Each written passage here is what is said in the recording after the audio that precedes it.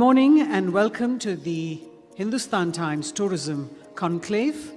Ladies and gentlemen, tourism is a major engine of economic growth in most parts of the world, and several countries have transformed their economies using the tourism potential to its fullest. This conclave could not have come at a more opportune moment. We are actually in tourism undergoing a paradigm shift. We are moving away from traditional models towards new definitions. And let me take this opportunity to share some of the exciting things about tourism sector, the challenges. Tamil Nadu and tourism are two words that are very close to my heart since I'm part from Chennai. So, how do we start this? Would you like to talk a little about all the strides that TT? So, always a pleasure to be part of this conclave and to share my thoughts and views.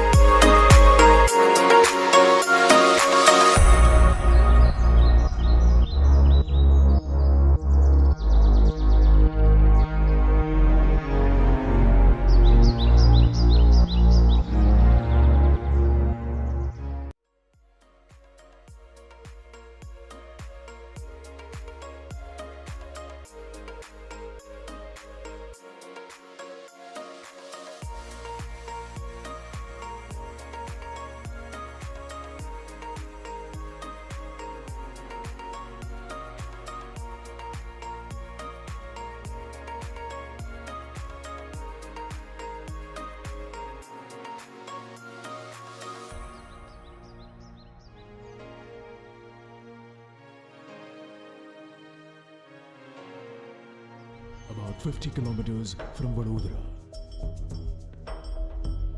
a UNESCO heritage site, Pavagadh, Trabaner.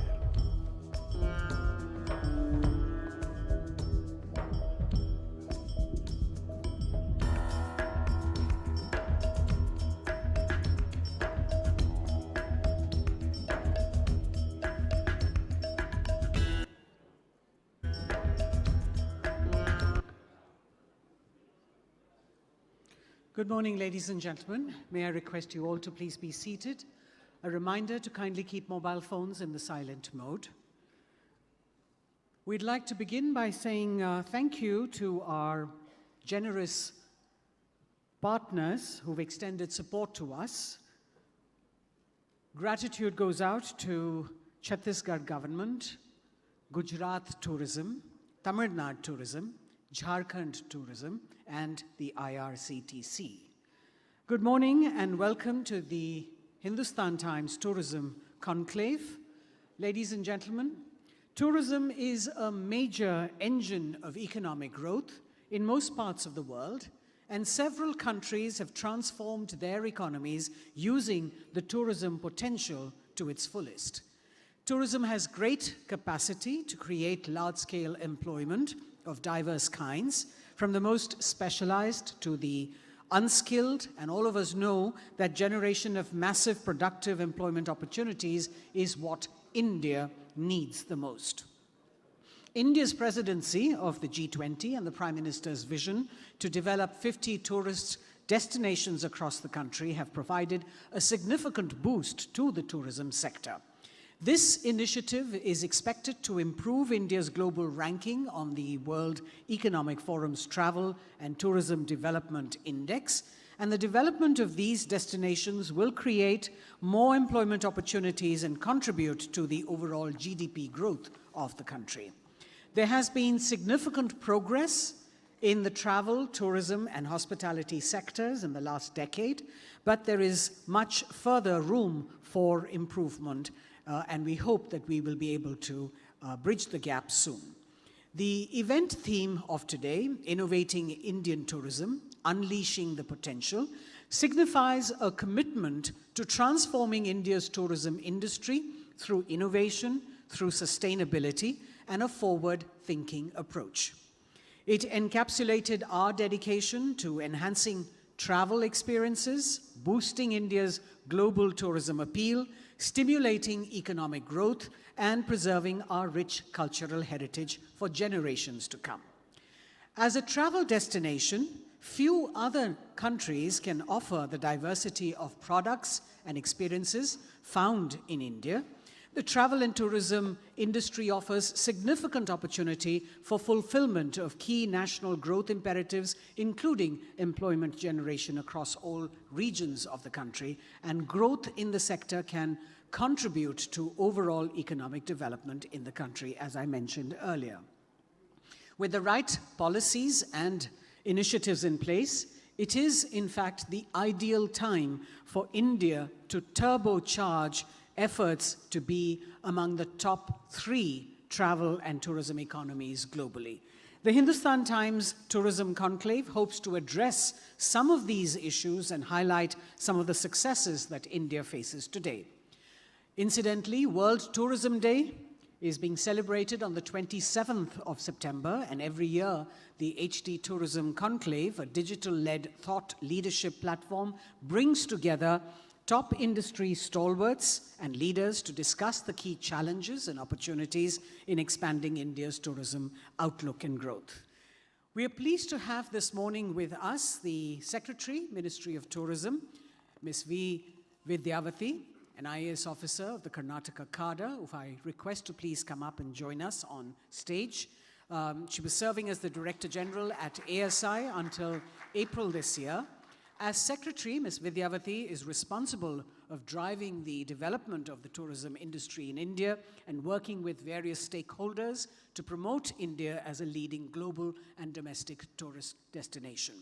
Under her leadership, the Ministry of Tourism brought out the Goa roadmap and a ministerial communique endorsing it after the conclusion of the G20 TWG meeting at Goa at the G20 event there. As the new Tourism Secretary, Ms. Vidyavati brings a fresh perspective to the government's efforts, and it is but appropriate that we begin the Hindustan Times Tourism Conclave with her keynote address, which will be followed with a conversation that she will have with Diksha Bharadwaj, who I now invite to come up. Diksha is the political correspondent at Hindustan Times. So, ladies and gentlemen, we present to you the Secretary in the Ministry of Tourism, Ms. Vidyavati. What are we comfortable with?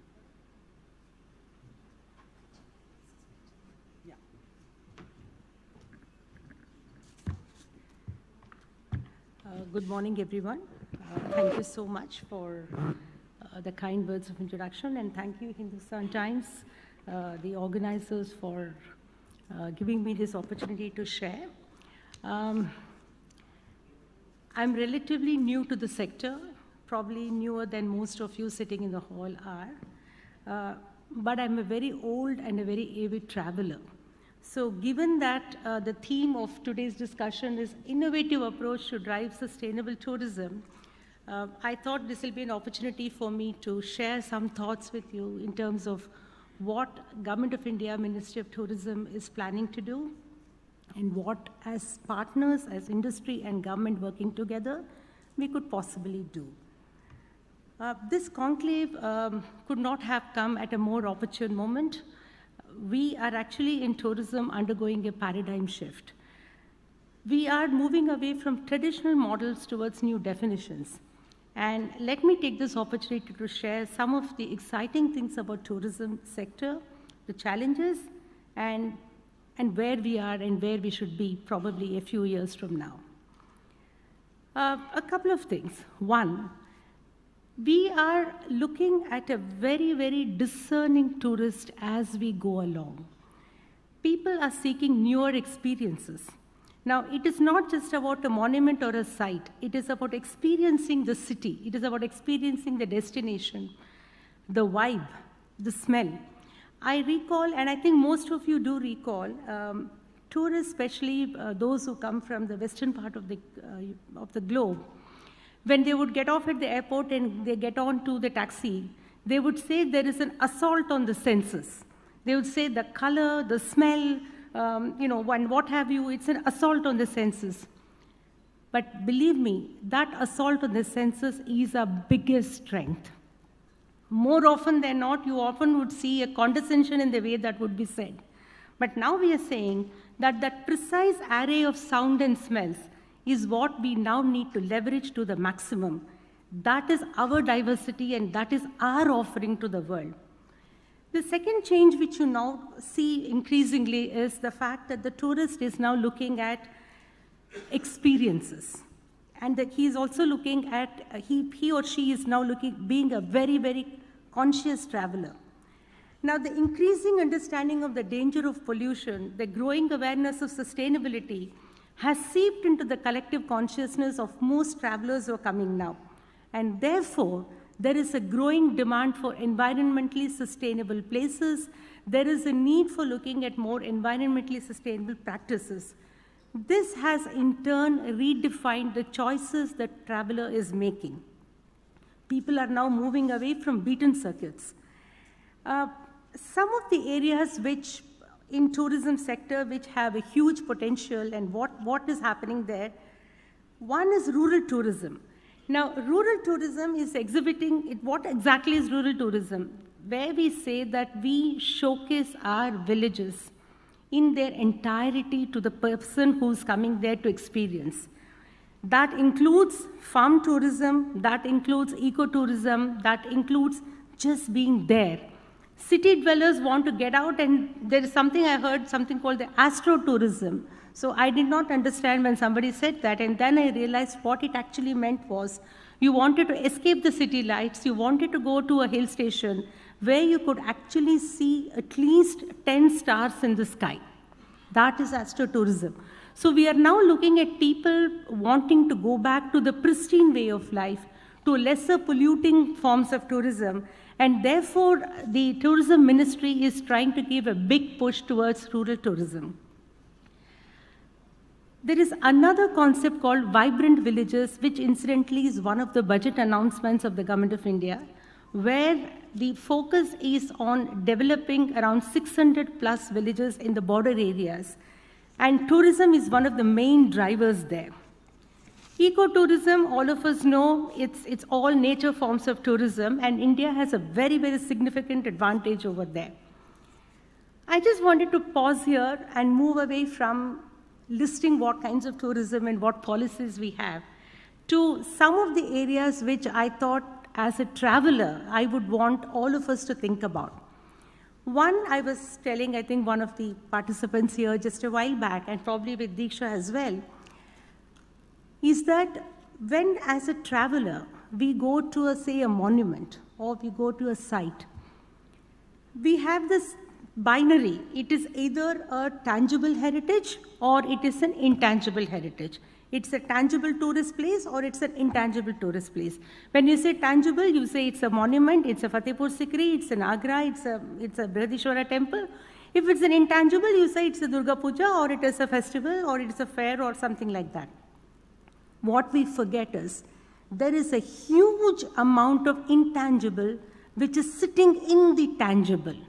Now, when you go to a Hampi, when you walk through the Virupaksha temple, I'm sure all of you must have gone to Hampi at least once in your life. If you have not gone, I would really, really recommend you to go. If you go to the Virupaksha temple and you walk inside the corridors, typically what does the tourist do? And that's true with most of the temples. You go straight to the Sanctum Sanctorum, you see the deity, you walk around the corridor, and you come back and get onto the car. We do not even pause for a minute to see what is there on the walls of the temple. Why? Because we don't know. As you walk into the temple, I'm sure some of you would know about it. On either side of the entrance, the Gopuram as it is called, on either side you will find two sculptures carved on either side, the Dwara as it is called. One is the Ganga, the other is the Yamuna. Symbolically, that was carved to show that you cleanse yourself of your sins, of your evil thoughts, of your negativity when you walk into the temple. That is a very, very rich architectural legacy which has come down to us.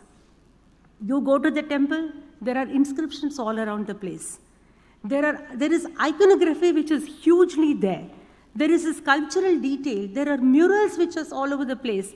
But we do not pause to, even for a second, we do not pause. Our effort now in the tourism ministry in collaboration with the ASI and with the state governments is to actually document this part of the monument, of the temple, of the site, and bring it to the visitor so that she has a wholesome experience when you go to a temple or to go to a monument. The same is true with the tiger reserve.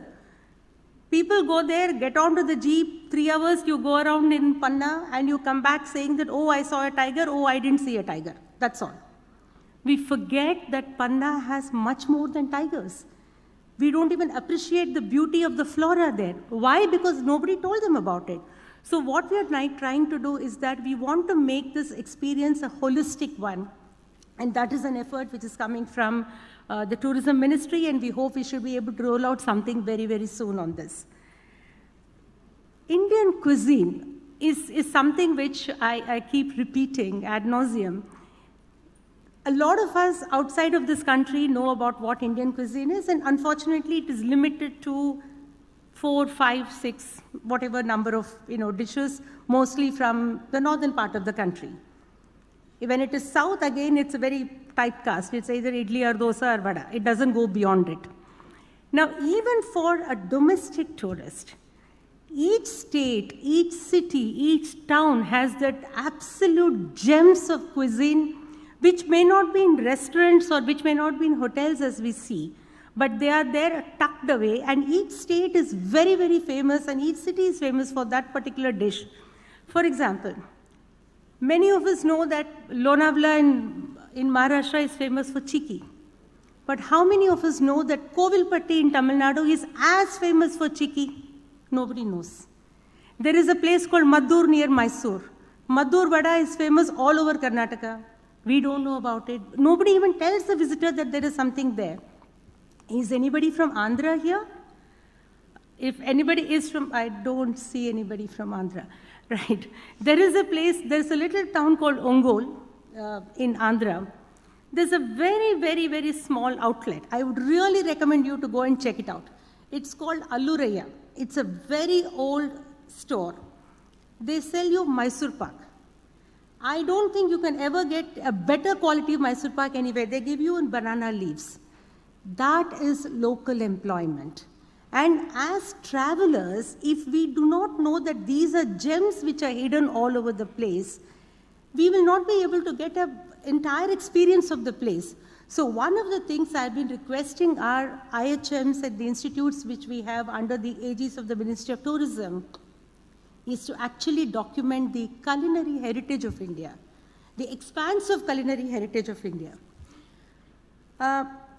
G20 has been a huge, huge fillip to tourism in this country for 2 reasons. One, since the meetings, and that I think is completely owing to the very visionary leadership of the Honorable Prime Minister, that he said that meetings shall not be confined to Delhi, but we actually have meetings all over the country. The result was we actually had meetings in close to 60 destinations, and the MICE infrastructure in these 60 destinations has come up significantly high, and we are ready to host events of national and international standards. Beyond the meetings which happened there, because the working groups and the G20 meetings were happening, the tourist places all around these destinations also got a big leg up. Where the G20 ended, the work of the Tourism Ministry starts. Now we are saying, since we have the 62 destinations, MICE convention centers or meeting places all over the country, apart from the 2 major ones, which is Bharat Mandapam and the Dwarakavan, which got recently inaugurated, we are now making a significant dent in promoting MICE tourism in India, bringing conventions to India, bringing conferences to India. And this is something which we have requested the state governments also to partner with, and the industry also to work with us on that. Where are we now going ahead with tourism as a ministry? One significant point which I wanted to share here is that I think it is time, and we have started, is to look at the entire traveler's experience from a value chain perspective. So we're actually, which is why I started saying that I'm talking here as a traveler. So what we're trying to do is to put ourselves in the traveler's shoes and say, okay, the first point is, what is the first touch point? The first touch point is, how will I make a decision to come to India? I'll have to do a Google search, or I'll have to do some other search engine, I'll have to check on the internet. Where is that one place where I can get the information? The Incredible India portal is being completely revamped, and we should be able to launch it very, very soon. The beta version is ready in the next 3 weeks or so. And that hopefully will be a one-stop shop for the entire travel and tourism universe for India. And I'm very, very happy and very grateful to the industry partners, all of whom have actually gone through the portal and have given the suggestions and have actually tied up with us for the portal, the Incredible India portal. So that is the first touch point. Where do I get the information? How do I then book my tickets? So the portal will then take them to the booking windows, and the traveler then will have the choice to take this window or that window. Fine, you have landed in the destination. Where do I stay? Do I have places to stay? So here again, now we've actually taken an inventory of the kind of keys which are available, the rooms which are available in different locations, and looking at the demand, we are trying to work with the hotel industry to see whether we can create affordable and easily accessible accommodation for all kinds of travelers. And here I have a specific, I would say, request to make to all of you, because you also represent the industry, because you also represent people who can influence. Typically, a leisure traveler, correct me if I'm wrong, typically a leisure traveler will have a lot of agency. So if I decide to Goa, I can try, I have all the options. I can book an Taj or a Hyatt or wherever it is. And I know intuitively that depending on what the size of my purse, I'll have options.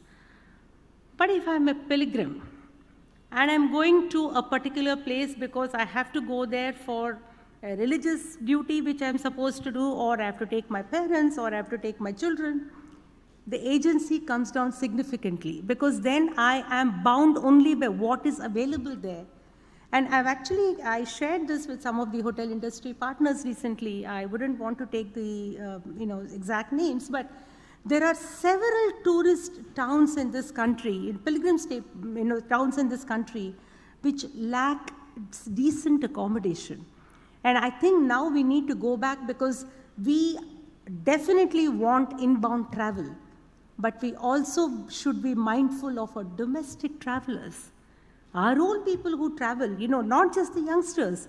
You have the senior citizens traveling, you have the young adults traveling, and we should be able to cater to accommodation for all segments of the society. And therefore, my request to the industry has been that please chip in, and with the state governments as well, is that please chip in. Let us do something to improve the availability of accommodation, specifically at the pilgrimage towns across the country. Last but not the least, I would want to say something, which is, when we look at tourism, we normally tend to look at it as a standalone thing. I go to a destination, I come back from there. We in the Ministry of Tourism are now trying to look at it from a wholesome perspective, which is, when I'm selling Khajuraho to an inbound traveler, I need to be telling the person, saying that please come to Khajuraho, because now you have a train, now you have a flight connectivity, you have a highway which connects you in 3 hours from X place to Y place. There are amenities available, and for that, what we need to do is, again, this is something which the Prime Minister has been repeatedly telling us, which is, look at whole of government approach. Do not work in silos. So we're actually working with all the ministries together, and tourism being one of the, how do I put it? I mean, I will not say hub and spoke, but we're certainly in the hub somewhere. We're working with all the line ministries and saying that, look, let us work together and sell tourism as a product and on a common platform. Because if you're doing it individually, if I do something in tourism, I don't even know what's happening in the culture ministry, then probably we're not doing the right thing. So the purpose and the effort is to bring the whole piece together. I just conclude by saying that, this is a sector which lends to infinite ideas and infinite challenges and opportunities as well. I think it's for all of us to leverage that and take it forward. And as you rightly said in your opening remarks, for us to turbocharge into the next level, I think this is the time. Thank you.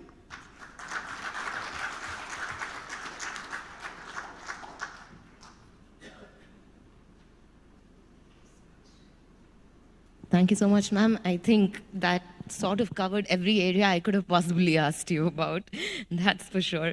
But let me start off by talking about the National Tourism Policy, which a draft of which was released last year in 2022, but it hasn't yet been tabled in Parliament. So is it being reworked? Are there any subsequent areas that you're thinking about changing?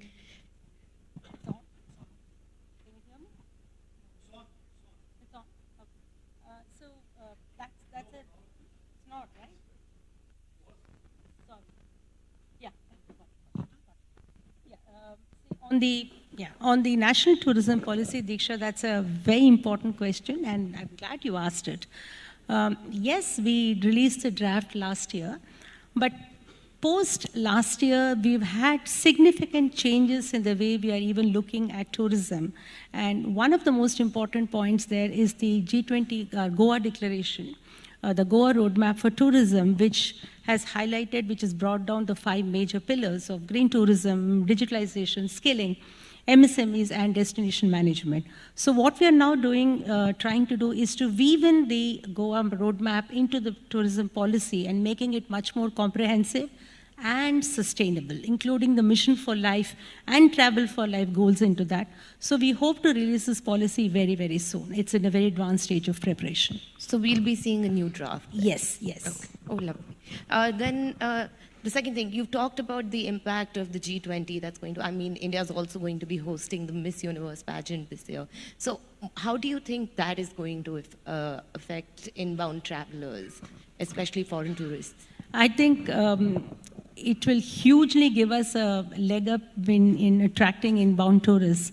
And again, Diksha, I'm saying that if you're hosting an international pageant, if you're hosting international conference, it is not just about the location. It's also about the places in and around, the location.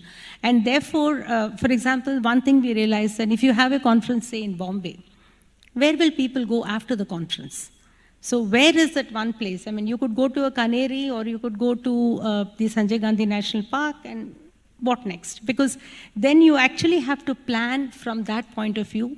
And the G20, the venues, and the fact that you have 60 venues across the country now has actually made us to sit on the table again and say, okay, if the person comes to Khajuraho for a conference, where all can I take him or take her? So it's making us understand the importance of planning as a circuit as opposed to a standalone destination. I think that also builds into what you've talked about and explained to everyone here, which is experiential tourism. So what can India do to enhance that experience? Are we looking at more tour guides? Are we looking at upskilling the tour guides so that when a person visits a particular monument, they can understand its significance? Yeah, so this is something which is very close to my heart, and you touched it. See, when you go to a monument, as I try to mention, probably not so briefly, but I really don't mind repeating it. So when you go to a monument or when you go to a site, every stone there says a story. There's literally every stone which says a story. And if you do not get an overview of the monument with the passion that that monument deserves, then we are not doing justice to going to that place. It's actually sometimes, I'm using a very strong word, it's heart-rending to see sometimes, travelers go in. So there is this example of the Badami caves in Karnataka, if somebody is from Karnataka or you've seen that place. Badami caves were built in between 4th to 6th century, and 6th century is the earliest you have. And when you go to, some of the significant caves there, and you see the panels, the architecture which is inside the cave, you put your head up and see, there is a medallion which is there, as big as probably the light here. You see people go in and walk out. That's it. And the same young adult will know everything about how Michelangelo was hanging from the ceiling to paint the Sistine Chapel. But he or she does not know that 900 years before that, this happened in Badami. So I think it's not her fault. It is our, we have not probably explained the monument to the person. So what we are now trying to do to answer the question is twofold. One, we are actually working on the content with the ASI, with the Culture Ministry, with the state governments as well, to create a digital content, say a QR code kind of a thing, where you go in and you point out to a particular place and then you will understand more about it. But nothing can substitute for a human explanation of a place. So for that, we are also working on the tour guides. Now, the content which we are now, see, we do train tour guides annually, but I was telling someone saying that we're actually working on, reworking on the content which is now being given to tour guides and our hospitality, our IHM students as well. Because now the tour guide should be able to explain not just about the place, but about the place in the context of the world. So if I'm showing Badami to a traveler, I should be able to say that when this was being built, this was what was happening in that part of the world. And I think it's important to put context in place, because if you don't have context in place, then it becomes a very one-off experience. So we're working on two, to come back to your question, we're working on both, on digital and physical content creation and curation, both. Do we have a timeline for the same? That's a tough question. So we're trying to do it by, hopefully by June next year, we should be able to roll out a lot. Is there, have you selected particular pilot locations where you'd like to start with? No, so we have not decided any pilot locations, but certainly we would like to start at all the World Heritage Monuments. That's a big list we have now. Apart from World Heritage, now I should definitely add here, many state governments are already working on it. So it's not like, we're going to do it standalone. So whatever we do will be in collaboration with the state governments and the ASI as well. Let's also talk a little, because I think everyone here will be curious about how the tourism industry has changed ever since COVID. I mean, we saw a massive slump, and then since 2022, the numbers have gotten better in terms of both domestic and foreign tourist arrivals. At this point, in 2023, we're almost at the end of it. So what is it looking like right now? I think it's looking more healthier, and I think it is looking more positive.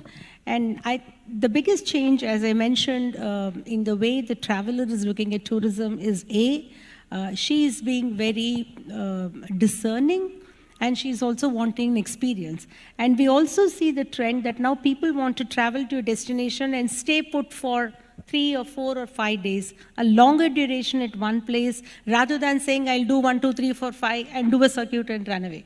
So I think there is a felt need for us also to plan our own tourist circuits in such a way that gives them a longer duration there. I think the second significant trend I've seen, at least in the last 1 year, 1.5 years post-COVID, is the fact that people have become very, very conscious. So there is a lot of social consciousness which has kept up. People are understanding the importance of sustainability, so when and that is true of the smaller and, lesser known destinations as well. So I was very, very pleasantly surprised since Jharkhand is here. I don't know, somebody from Jharkhand is there. You're there. So I had, from ASI, we did a lot of work in Navratangad, which is very close to Ranchi. So we had gone there to Navratangad. It's a beautiful fort complex. So we'd gone there to see what is that, some conservation work was going on. And the young kids in that village came up and said that, आप वहाँ पे जो मलबा फेंकते हैं, madam आपको side पे आप कीजिएगा. So I said, why? Because they said, we need to green this entire place.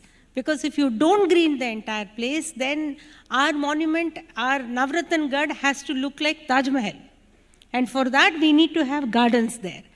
So I was pleasantly surprised that the kids were actually coming and telling us to do this. So I think there is a huge amount of awareness which has come across the age groups. And I think that's something which we should be really, really happy about. That is definitely true, ma'am. We have a few minutes left. Sure. I'd like to open the floor to questions in case anyone has an... so if you'll just wait for me to... I have not said anything about adventure tourism. It doesn't mean it's not important. Since I had a very limited amount of time, I kept myself to the sustainable part. Adventure tourism, eco-tourism, rural tourism, all of them are integral parts of what we're looking at. And since you brought this up, we also see a trend now that inbound travelers specifically come seeking adventure tourism, seeking new adventures in India. We also are conscious about, when we look at adventure tourism, we are also conscious about the fact that we need to have guidelines in place. We need to have regulations in place. So this is something we're actually working on. Similarly, Diksha, you haven't asked it, but I'm saying it, which is carrying capacity of destinations. This is something which we are very, very conscious about. And I think as a ministry, we are bound to be working with the industry, with the state governments as well, to ensure that yes, we want tourists, but not at the cost of the destination. So that is something we need to be keeping in mind when we plan for more and more tourists to come. Yes, please. We'll take one more.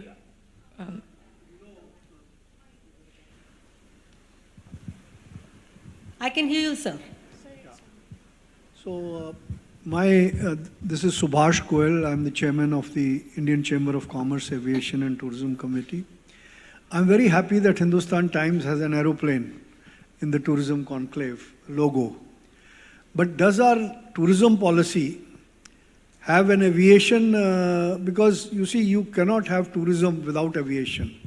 Right now, because of the air seats being limited into India, the airfares which were in 2019, 60,000 rupees fare from Toronto or New York return is now about 1.5 lakh to 2 lakh rupees. So that is making India, on top of that, our taxes have also gone up. Not just inbound GST and all, but also the outbound 20% tax. Now, with more than 1,000 aeroplanes being bought by Indigo, between Indigo and Air India, you need both inbound and outbound tourism. So how is the aviation policy of the country, tourism policy of the country, integrating it with aviation? Because if we don't open the skies and we restrict the airlines coming into India, we cannot have the numbers that the Prime Minister and the Tourism Minister dreams about. So that's a very important question, I should say, and that holds good for not just aviation, that holds good for all forms of connectivity, even for domestic tourists, and how do they come, how do they travel. But that said, to answer your question on aviation, when we do the policy, any policy in Government of India, we go through the interministerial consultations, and in this case, civil aviation is one of the very, very important stakeholders for tourism ministry. So the draft, I wasn't there at that time, so I'm sure it would have got circulated to them, but when we are reworking the draft and we'll finalize it, it will be in consultation with the civil aviation ministry. And definitely there, as tourism, we will want more people to come. And therefore, we will share what concerns are there, what will make more people come to India is something we'll certainly bring on table to the notice of the tourism, to the Civil Aviation Ministry. That's for sure. Yes, absolutely. Unfortunately, we're out of time. I am literally running. Can we take one more question? One more, yes, yeah, please. Sure. Yes, please.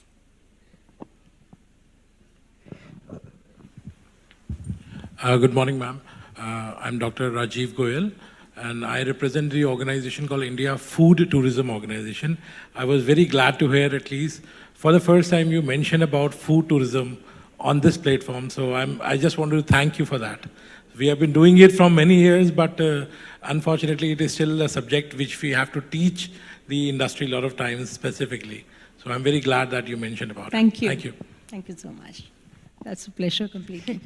Thank you Thank so you. much, ma'am, Thank for you. the very engaging, candid, and insightful conversation. I Thank you think we so all much. have some great takeaways from that. Thank you. I enjoyed this short but interesting conversation. Thank you. Before we allow you to go off stage, ma'am, we have a little ceremony that we'd like Diksha to please help us with. We've got flowers for the Honorable Secretary, Ministry of Tourism, Ms. Vidyavati. Thank you so much for joining us and for sharing your views. Have certainly encouraged the industry to do better and to be far more encompassing as far as tourism is concerned. Thank you so much, ma'am. So I just wanted to add this. So when she gave me this bouquet, Diksha said, next time we should be talking about flower tourism. I was just reminded, since I'm from South India, we have something called the bath. Bath is basically a mixed rice. Yeah. So you can do a bath with anything. I mean, you can have a curd bath, you can have a wangi bath, which is your brinjal, you can have an aloo bath. Correct. Tourism is like that. I can do flower tourism, I can do food tourism, I can do vegetable, I can do orchids. Anything is possible. So, which is why I said this is infinite. I mean, it's absolutely infinite. Thank you. Thank you so much. And that's why I use the word all-encompassing. It really is a basket into which you can put so much. Thank you so much. Ladies and gentlemen, a round of applause for the Honorable Secretary.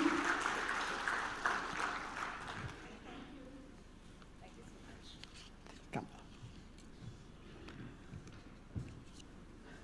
So after having got an outline of what is lying ahead for us, we'd like to now invite Mr. Ashish Gupta, Consulting CEO, Federation of Associations of Indian Tourism and Hospitality, FAITH, to tell us more about how to chart the course for Indian hospitality.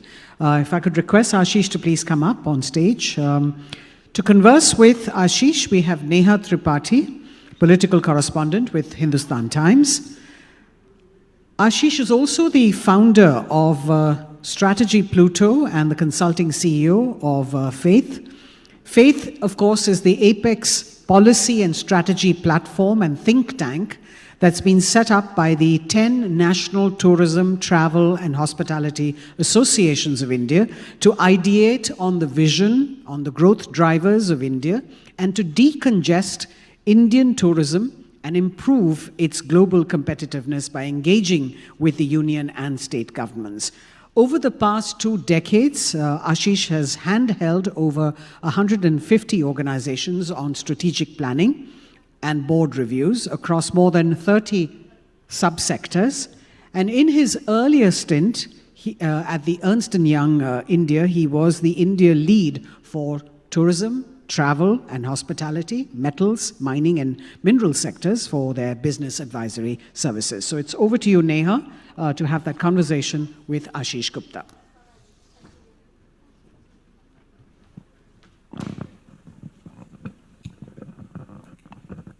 Hello. Thank you for coming here. And before I start and we go to some details about tourism, I would first like to ask you about, India has been focusing a lot on tourism of late with respect to infrastructure development, and as ma'am said, that the connectivity, basically the road, railways and aviation. So having to start with speaking on tourism, what is your idea about the sector? Thank you, Neha. Namaste, everyone. Thank you, Hindustan Times, for inviting FAITH. First of all, congratulations, Madam Secretary, for a very inspiring speech. I think we should all take heart from the fact that she said infinite. And that's where the partnership with the industry comes in. For this infinite potential of tourism, we need finite action steps along with the ministry and the industry. And I think that's what our intent is. So I think it's very important to put facts into perspective. And the biggest fact as of today is the fact that the G20 summit coming right after the pandemic was a very big boost for the Indian tourism, travel, and hospitality. 3 or 4 reasons why. Number one, we have a phenomenal brand, Incredible India. And that brand, how does a brand establish itself? Through marketing efforts, through business-to-business activities. But the most important thing for a brand is when the country's own leader, the Prime Minister, stands up and gets the world leaders coming in. And going to, as she rightly said, 60 destinations across the country. I was very fortunate to be part of some of them. And it was amazing to see that in some of these destinations, like Run of Kutch, etc., the last mile road was built up just to get all the international delegation in this place. So the first important thing is that just coming right after the pandemic, when all other countries were struggling to create a mark internationally, India went ahead with this absolutely big bang of an approach of G20 tourism. And the other day, I was with the Sherpa, Mr. Kant, at a heritage conclave, and I said, after Incredible India, the G20 event is a legacy for everyone to follow. Most importantly, as you rightly said, it's not just the cities, and I think there would just be 2 or 3 or 4 cities. It's the offbeat destinations and the destinations around these destinations which have been impacted. So we have seen the result of that probably. If I remember the figures, I think in the first half of this year was almost 4 times the previous year. I think, and that's a phenomenal achievement for the country. Congratulations to all of you. It's the pandemic, hit apart from all of us as human beings. The biggest industry it hit was tourism, travel, and hospitality.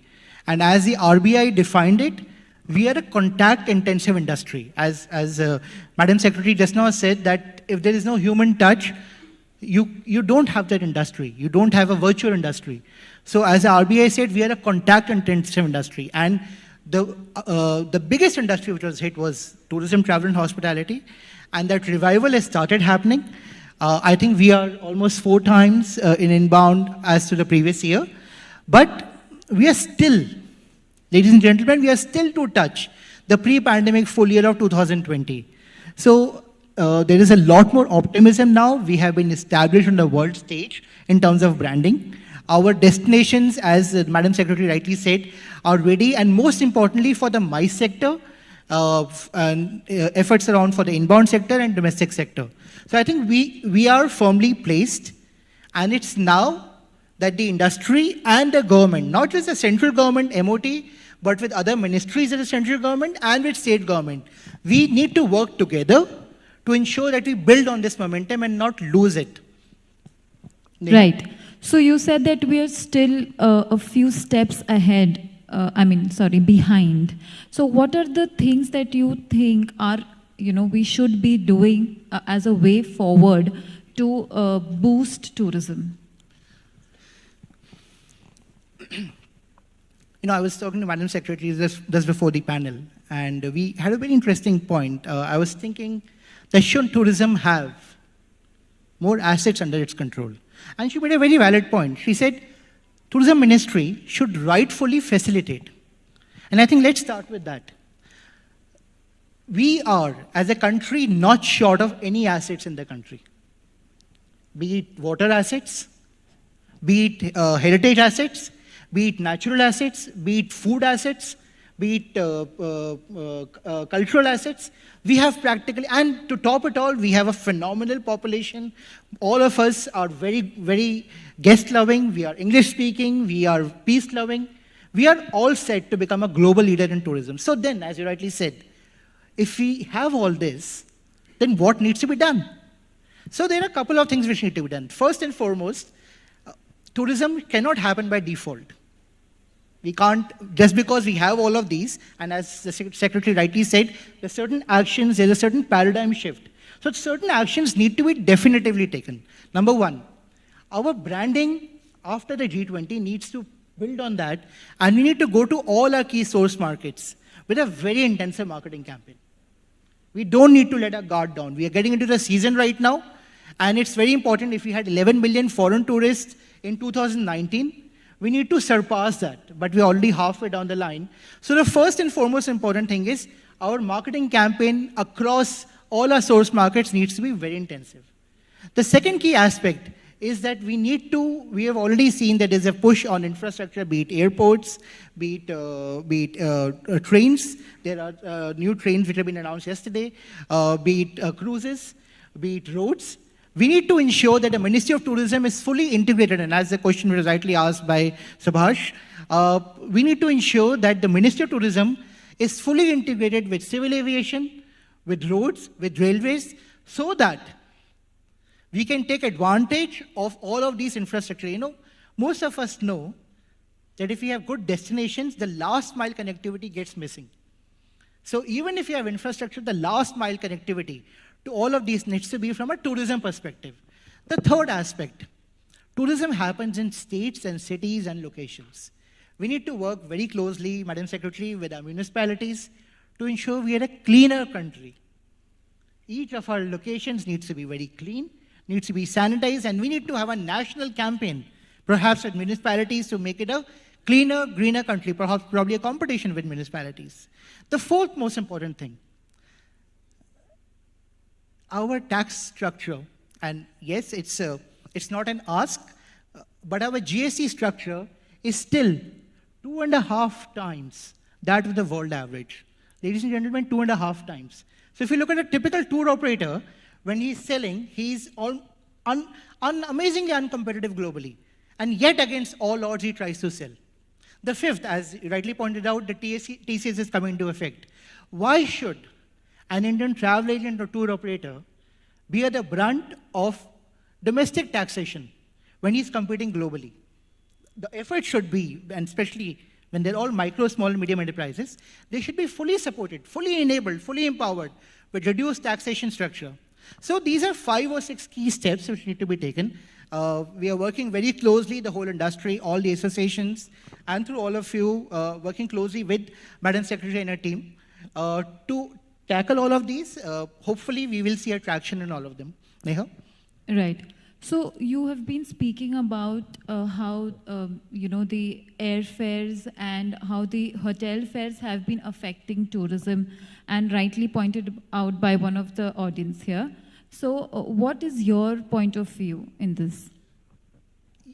You're absolutely correct. Over the past few months, we have seen a supply and demand misbalance. Airfares, hospitality fares, taxi fares have gone up because they're catering to a different segment. And fortunately or unfortunately, while it's good for the country at an overall level, certain segments like tour operations, etc., suffer because they are not able to get competitive rates. So what is the solution? Can we tell the government, can you put a price cap? No, we are a free market economy. We can't tell the government, put a price cap. So what can we tell the government? 3 or 4 things. Number one, as you rightly said, we need to open up the supply. We are still, even as a country, if we take the whole organized room inventory, it's still lower than that of Singapore. Just the Singapore city.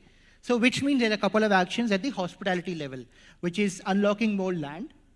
There is something called FSI, Floor Space Index, making that more available. And third and most important thing is ease of doing business, which is helping projects come faster on ground. The second thing, opening new destinations. We don't want to see a repeat of what's happened in our very lovely popular destinations in terms of their overcapacity, their overcrowding. We want newer destinations built with carrying capacity measures in a fully integrated manner. The third important thing, we are having new airports come in, but we need more airlines which are safe and secure and are not just fly by night, literally speaking. We need more secure, we need airlines with more bilaterals, we need more landing bays. So coming back to the point, tourism, as Madam Secretary rightly said, is a sum total of multiple sectors. You have leisure tourism, you have MICE tourism, you have wedding tourism, you have film tourism, and so on. So if MICE tourism is picking up or business tourism is picking up, they're using the same channel, which overcrowds out other segments. Can we tell the government again? Sometimes some people say, please tell the government put a price cap. We can't. We are a free market economy, so we are telling the government, and we're very happy that the government is trying to work faster to unlock more supply so that there is a better demand-supply balancing out. So I think that will address that issue. Right.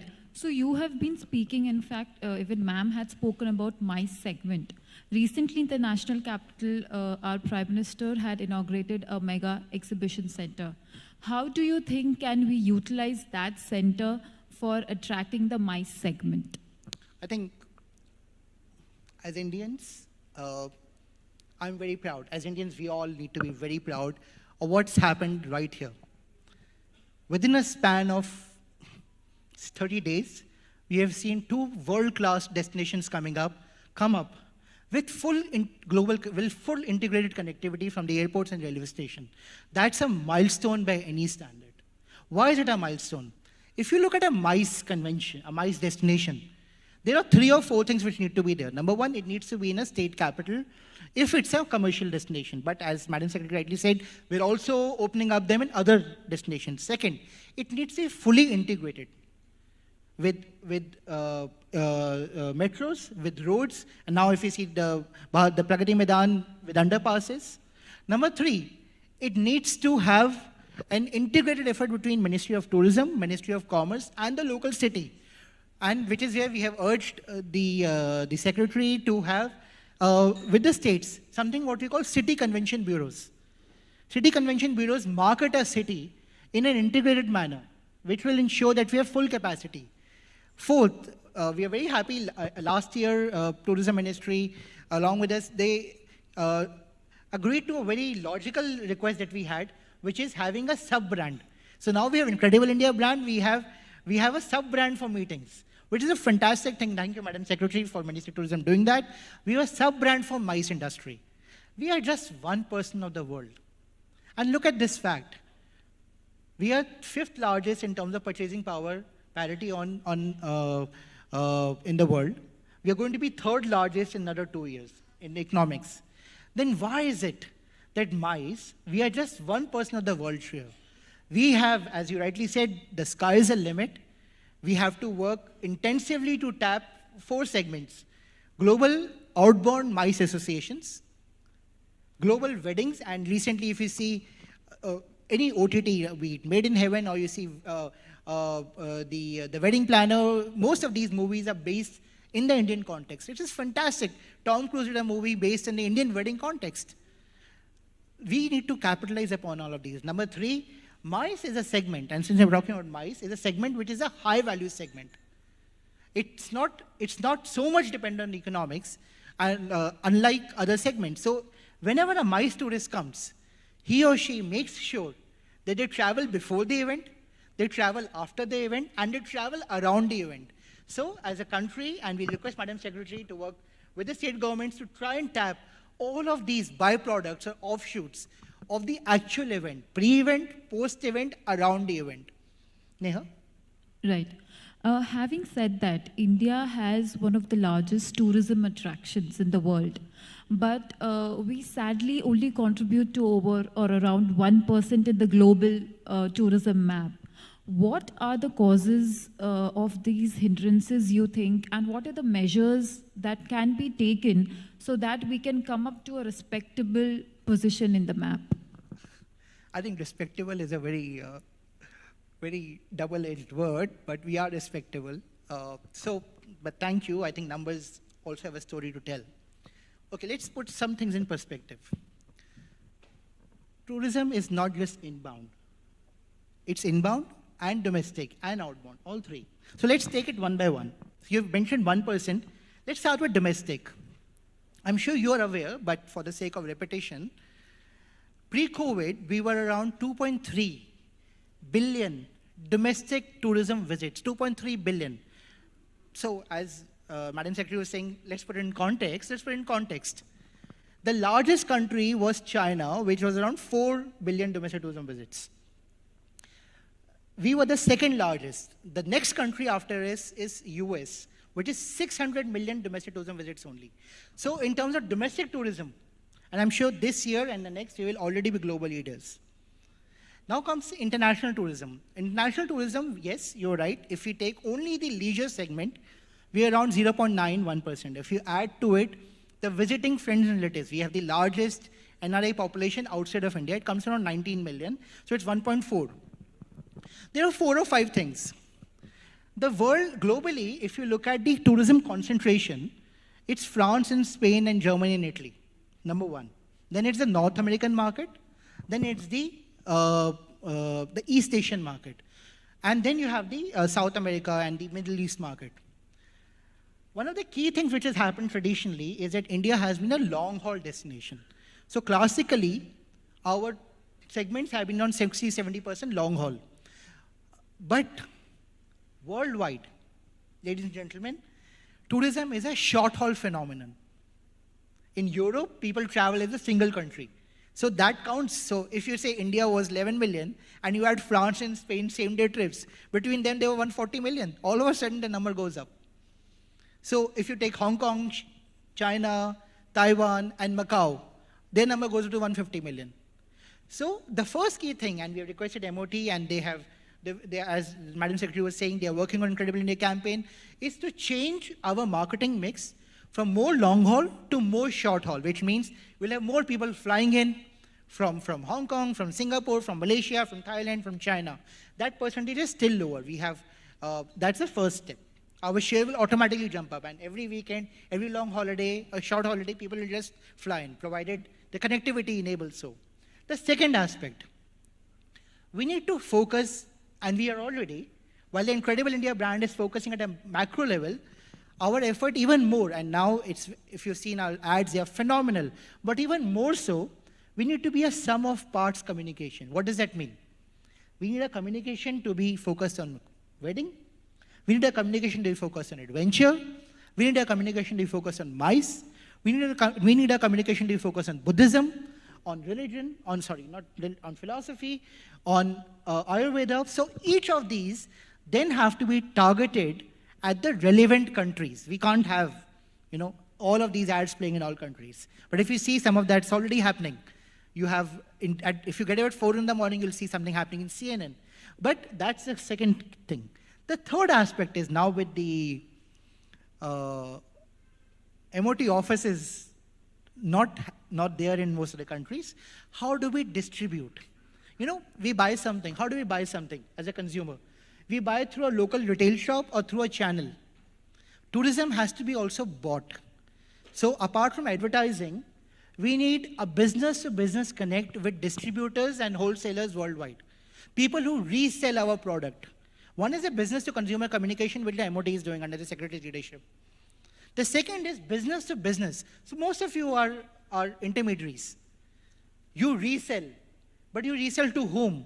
And that's what MOT needs to facilitate even more, and we are working with MOT to get that into action, be it global marts like ITM or any other mart, or be it more global seller meets in different countries.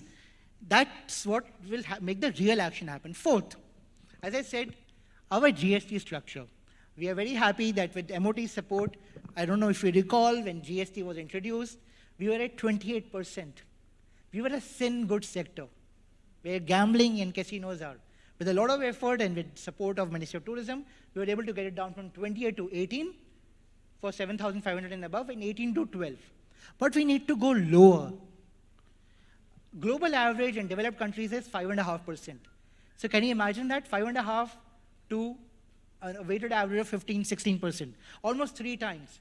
And if you're a tour operator and you're reselling, you have to add on 5% without any GST set off. So taxation, number 4. Number 5, as we shared earlier, we are requesting MOT that if we work with municipalities, make each of our cities and towns cleaner, tourism automatically will create a brand value. 5th is the whole website approach and in different languages, and an end-to-end experiential approach, which the Secretary is talking about, how to make the most of the Indian trip. One of the advantages that India has, I'm not sure how many of you know, is that our average trip per person was one of the highest in the world, 21 to 23. And if you recall, our Prime Minister had said in one of his speeches recently, our average spend for tourists internationally is around $2,700. He said, I think he said, double it or take it to 4,500. So imagine if you do that. we automatically become, and as you rightly said, we automatically become a higher value destination. So we have, as the industry body, urged the government. They had, in the Chintan Shivar, which was under the, at the direction of the Prime Minister, we had one couple of months back, and MOT came up with a vision of $1 trillion tourism GDP for India by 2047. So what we requested the government and urged the government to consider is that China and America are already at $1 trillion. Should we as Indians, after 20 years, look at a $1 trillion target? No. We have urged that we should look at a $3 trillion tourism GDP target by 2047, which means, just in terms of numbers, 4 key numbers. Number one, pre-pandemic, we were around 11 million foreign tourists. We need to take them up to 800 million. Foreign tourist arrivals into India, foreign tourist arrivals. Number two, our domestic tourism, which is already the world's second largest, 2.3 billion domestic tourism visits, again pre-pandemic, we need to take it up to 20 billion domestic tourism visits. Number three, our employment, very critical, because tourism is the only industry which touches everyone across the country and prevents urban migration, was around 5 crores. The potential for India alone is up to 20 crores. So it is believed that by 2047, we are a 3 trillion economy today, just to put at the overall GDP level. By 2047, it's assumed that India will be a $26 trillion GDP economy. And if we are currently at around 8 to 9% GDP contribution in tourism, if we touch 3 trillion, our tourism contribution to GDP will go up as a result of all of these and as a result of the actions which the Secretary kindly mentioned. But there's a long way to go. We have a lot of steps and we need that action on a milestone basis. Neha? Wow, that was a detailed one. Having talked about how the situation has changed from pre-COVID to now, talking about the insights in tourism, I remember reporting about various sectors in tourism, like the guides who were the guide community that were affected because there was no tourism happening. What is the current status, and what do you think, how much time will all these associations and community take to recover from the losses? We are here in 2023 in the month of September. I remember the first day that COVID happened and everything got shut down. So we immediately corresponded with the Prime Minister's office and with the Finance Minister saying that we anticipate, while we hope everything should be fine, we anticipate that the industry which will be hit maximum will be tourism. And unfortunately, 90% of the people lost their jobs. Obviously, everything shut down. And it was a very hard road to recovery. Recovery has still not happened for a lot of people. Yes, hotels, yes, airlines in some places, because again, demand and supply on certain seasonality basis. However, if you take tour and travel agents and intermediaries, you take certain elements of transporters, you say guides, a lot of them are still waiting to come back to the days when tourism was blooming. We still have a fair bit of way to go, and I think if the central government and I see the secretaries, I think the central government and the state government works in a disciplined manner with the industry on a time-bound basis, we should achieve it.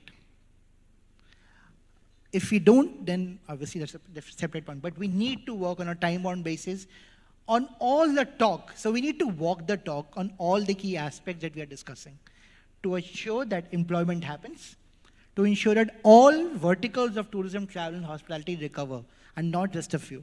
Neha? Right. Having said that, this is probably the first clean year that we're seeing, as in last year also we had Omicron earlier. So there was a bit of inhibition in the traveler to take a flight and to go to a destination. So having said that, this is the year where you're actually seeing a lot of outbound tourism. What is your perspective and outlook for the coming year? See, as we discussed earlier, there are 3 segments in tourism: inbound, domestic, and outbound. So I'm sure you're aware, but inbound happens because of our because of our geographical situation. Inbound happens between October to March. That's still a fair bit of recovery to happen. Why? We have already discussed that. Domestic happens on 4 key periods. You have the April to June, the holiday period. You have the October period. You have the November Diwali period, and then you have the December period for Christmas. So it is school holidays, Puja holidays, and Christmas holidays. Domestic has almost fully recovered. Outbound. Now we are, from perspective of the whole world, the only country which is democratic, English-speaking, civilized, peace-loving, love to travel, hardworking, and want to travel, and love to have fun. So we are, by any standards, the most preferred country, target country in the world for outbound tourism. Pre-pandemic, I think there were around 28 million outbound trips. I believe that in another 2 years, we should touch 50 million outbound travelers from India. And yes, that's also a sector. While a lot of the spend is happening outside, the fact is it's a very big economic segment for Indians who are in the outbound as well. So we hope inbound will recover, domestic is recovering, but outbound is obviously going to grow at a much higher pace, and you already see practically every national tourism organization in the world present in India. Hopefully all our states will work faster to develop more attractions, and not just more attractions for volume, but also higher value. We are a lovely country. Wherever there's packaging to be required in terms of infrastructure or communication or safety and cleanliness, that needs to be done. And there is no reason, if 2.3 billion travelers travel within the country, travel visits, and 28 million, you can imagine the ratio, 1:1,000. But we can even take up the value of tourism domestically. So we are a great country in all aspects. Neha? We have a few minutes left, and we'd like to ask if anyone wants to ask any questions. I'm not the government, but I can always observe on the government if was required. If anyone has anything, but we close it. Yeah? Okay. Can someone pass the mic, please? Well, I'm Gurdeep Singh. I represent a PR firm, Samban PR. He's just spoken about the cleanliness part. There is one very important part is like the food. Whenever we go to any tourist destination, we are always concerned about the kind of food we are going to have. Be it to the pilgrimage center or even to the nearby monuments. We kind of talk about the street food also. But the basic thing is the hygiene factor. So if we can have a policy that this is the standard, minimum standard we will have, or we can work on that. No, it's absolutely correct. It's absolutely correct. Why just hygiene factor for a tourist? We need better hygiene as Indians. We need better hygiene first and foremost as a country. And yes, it's a state level subject. And while the central government, I'm sure, can issue advisories, we need, I'm sure there are state officials in there, I'm sure they're working very hard. And we see in many states cleanliness drives and hygiene drives and sanitization measures for hawkers. But if it's done even more, I think that's always a good thing. But more the hygiene, the better the sanitization of, I think the biggest thing which sells, most of us travel, be it internationally, domestically, what do we love doing? We love walking the streets. We love eating local food. And if we can maintain that experience of clean, hygienic, safe, imagine the magic that will happen. Any other? Yes.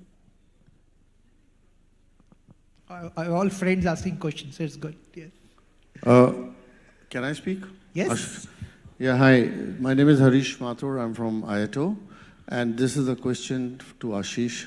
We are very overwhelmed by your knowledge always, as usual. I just want to know something.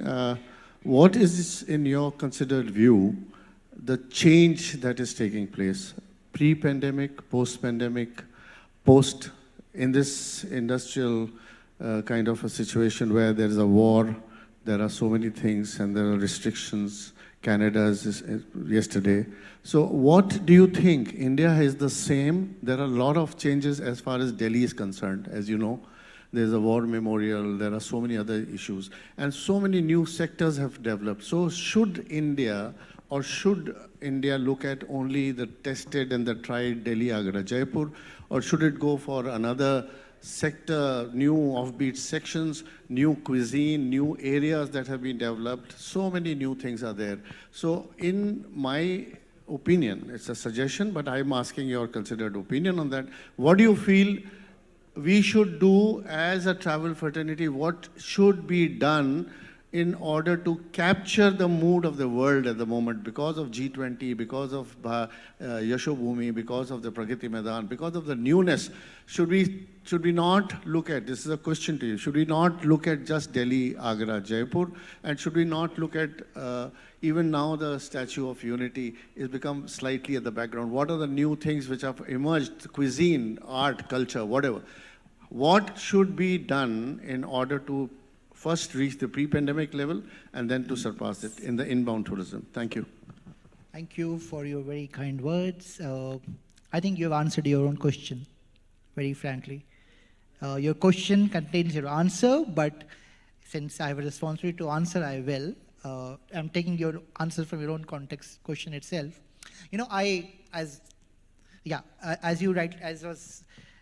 am a strategy advisor. I work with companies. So one day I was working with a client, and he does very strong lighting and fans. So he said, boss, they're already a global leader. Aur kaise badhna hai aage? So we were discussing, and he said, we are already in what we call the front of the house. Lighting, fans, AC. If you have the same customer, and the same channel, it makes sense to also do back of the house. So they partnered and acquired with companies which do back of the house, which is wiring, cabling. And so now, automatically with the same customer, they have doubled. And what we classically call in strategy, your share of wallet. So as you rightly asked, it's a simple equation.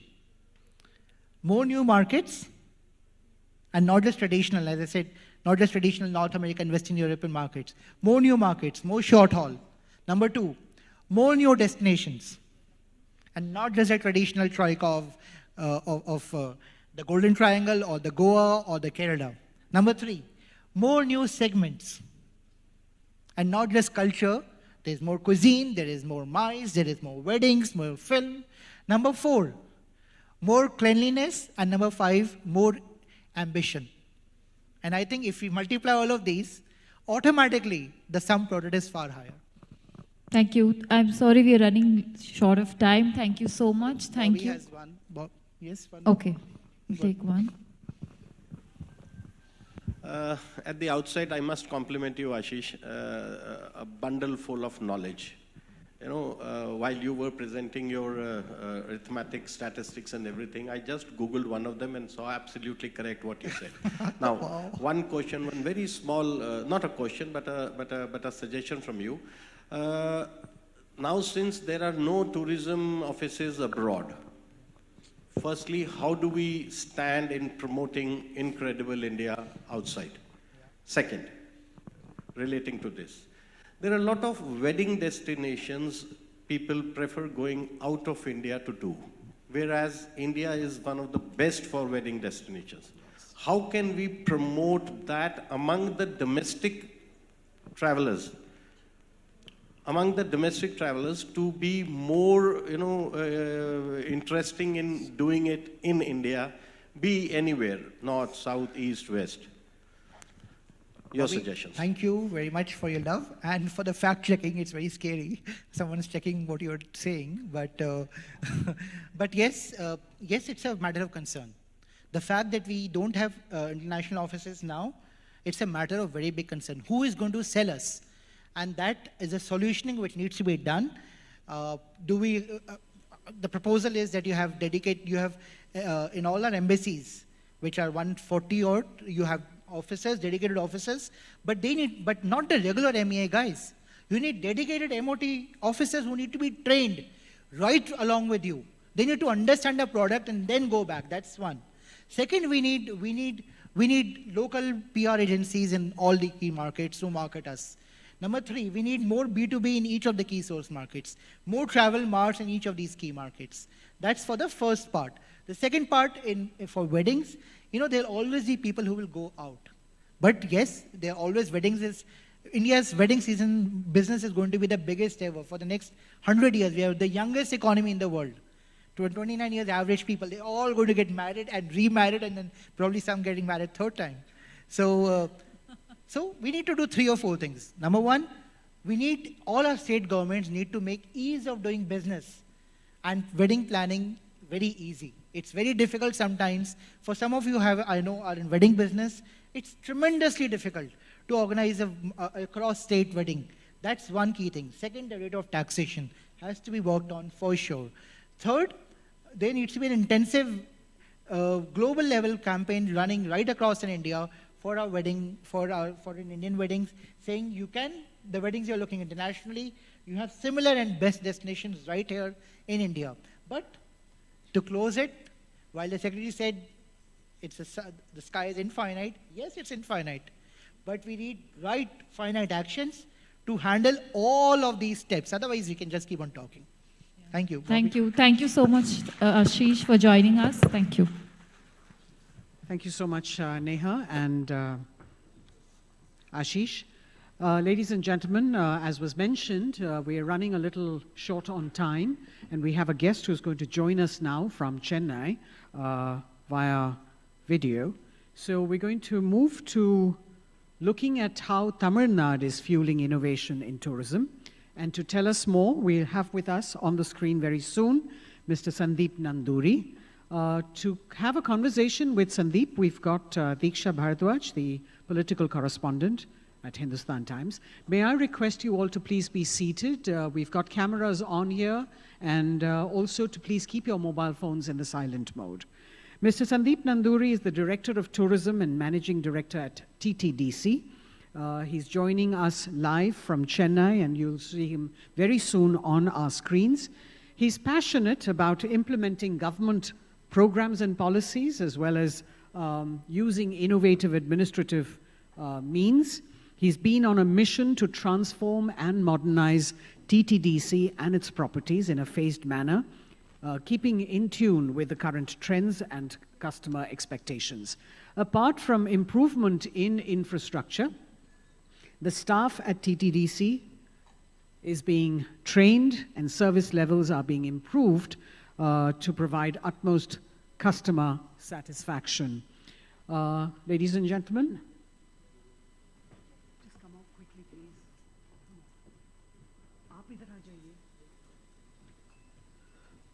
There he is, Mr. Sandeep Nanduri. Welcome, Mr. Nanduri, to the Hindustan Times Tourism Conclave. Thank you. We have with us Diksha, who will be in conversation with you. I hope you can see her and hear her very soon. Diksha?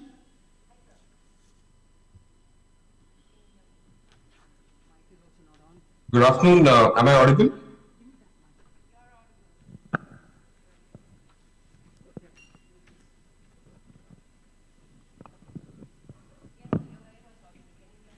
Number 6. Hello? 6, yeah. Yeah. Can you hear me, sir? You're audible. Yeah. Good afternoon, Diksha. Yeah, I can hear you. Very good afternoon. Thank you so much for joining us. Tamil Nadu and tourism are 2 words that are very close to my heart since I'm part from Chennai. So how do we start this? Would you like to talk a little about all the strides that TTDC has made? You have promoted recording in like progress boat tourism, and I know there are over 500 boats that you've recently acquired. Then there are several destinations that are being developed all across the state. So would you like to tell us a little bit about that first? Yeah, so it's a pleasure to be part of this HT Tourism Conclave, to join you, though I would love to be there, but for some administrative reasons I couldn't come. So always a pleasure to be part of this conclave and to share my thoughts and views. Before I start off, one of the gentlemen in the last conversation asked a question. If not the Jaipur, Agra, Delhi circuit, what can we look at? Please come to Tamil Nadu, we have everything to offer. various segments of tourism, various destinations, you name it, we have it. So please consider Tamil Nadu, promote Tamil Nadu, both inbound, domestic and whatnot. So to talk about Tamil Nadu is one of the leading tourism destinations. We are either number 1 or number 2, both in domestic and international arrivals consistently. So our strength is definitely our spiritual and heritage tourism. We have more than 80,000 temples, and some of the most famous temples like the Madurai Meenakshi Temple, the Srirangam Temple, the Brihadishwara Temple, which is a UNESCO heritage site. So we have 6 UNESCO heritage sites. So these are our strengths which attract a lot of tourists who are coming in. We also have a very long coastline, 1,000 kilometers long coastline, which offers tremendous potential to develop various kinds of coastal related tourism. Be it MICE tourism from ECR stretch, be it heritage tourism in terms of Tarangambadi, forts, a lot of temples again on the coastline, eco-tourism activities, adventure tourism activities. So as I was mentioning earlier, you name the segment of tourism, Tamil Nadu has something to offer, and we have been very consciously trying to move away from the image that we are very strong only in spiritual and heritage tourism, and we are also trying to promote the other avenues, other segments of tourism. I think you have a lot of questions on those. I don't want to go into the details, but I also want to mention that very soon our Honorable Chief Minister is going to launch our tourism policy, which is the first policy which is being unveiled by the government of Tamil Nadu, and a lot of very attractive subsidies and lot of very attractive details are there in the part of the policy which I can't reveal now, but the investors can look forward to Tamil Nadu as a leading destination for investment. And so far, the long pending demand of the industry that the industry status has to be accorded to the industry sector is being fulfilled through this particular policy. Some of the contours of this upcoming policy that the state is planning? Yeah, that's what I told. I can't share it right now. Once it's built, I'll share. So we can move on to some other question. But I can only say that there are a lot of subsidies, a lot of various kind of investment subsidies available for investors who are looking for investing in Tamil Nadu in the tourism sector. All right. And also we are looking at certain focused destinations, focused tourism corridors, for tourism getaway hubs, and various kind of focused destination strategies and focused tourism strategies to promote tourism in Tamil Nadu. All right. Are you also looking at developing religious tourism in the state? I mean, from the temples of Tanjavur to Mahabalipuram to Rameshwaram, there are some beautiful religious sites, and the temples of the south are very popular. Yeah. So is there a roadmap for that? I was also, already mentioning to you that Tamil Nadu has been the leader, or the strength of ours is our spiritual and heritage tourism. We are some of the best temples available. So we consciously promote, and we promote our temple tours, temple packages, and we also try to create very good infrastructure in these temples. The government in the last couple of years have identified certain key temples, very important temples, and the massive investment has already gone in upgrading this temple in terms of the overall infrastructure and the experience the tourists will face when they come there. For example, the Tiruchendur temple, which is a very popular temple in the south, 300 crores have been allotted by the state government to completely upgrade the infrastructure there and create a unique experience for the tourists who are coming. Similarly, the Srirangam temple and various other temples are being upgraded. The second thing is not only temples, Tamil Nadu is also very strong in various other religious institutions, like you take a lot of dargahs, for example, Muslims, the prayer houses. We have the famous Nagod Dargah in Nagapattinam district. Then you come to churches. We have so many beautiful, very old, 1,000-year-old churches, right from Chennai to all the way till Kanyakumari. So a lot of tourists also come to these institutions, not only the temples, the Hindu temples, but also the other temples which are there in Tamil Nadu, which are also our strength. So what we do as of now is, apart from promoting these temples in terms of creating tour packages, various tour packages, both and also promoting them inside the country and also outside the country, we are also consciously upgrading the infrastructure which is available to create a world-class experience so whoever comes here. We also started something called a guided tour in all our temples. So many visitors or many tourists who come to the temples don't only come for the religious purpose. They would like to admire the beautiful architecture of temples. The Brihadishwara temple, though it's a living temple, is also world-renowned for its architecture. It's a 1,000-year-old UNESCO heritage site. Similarly, the Madurai Meenakshi temple or the Srirangam temple, which has the longest corridor in Asia. So these are architectural marvels where tourists can come and admire the entire thing. So we organize guided tours from tourism department. Every 1 hour, there'll be somebody to take you around and explain the entire history.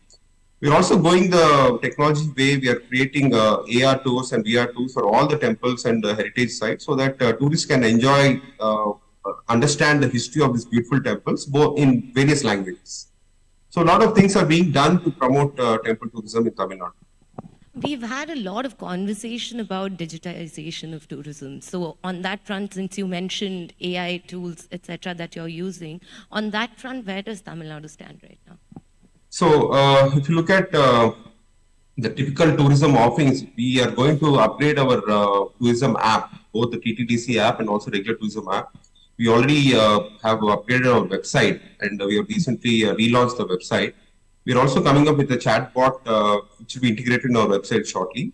I was mentioning earlier about AR and VR tours. So we have these tours in a pilot basis in some destinations, but now we're going to scale up these particular tours in various destinations. All the important monuments and all the heritage sites and temples will have AR and VR tours very shortly.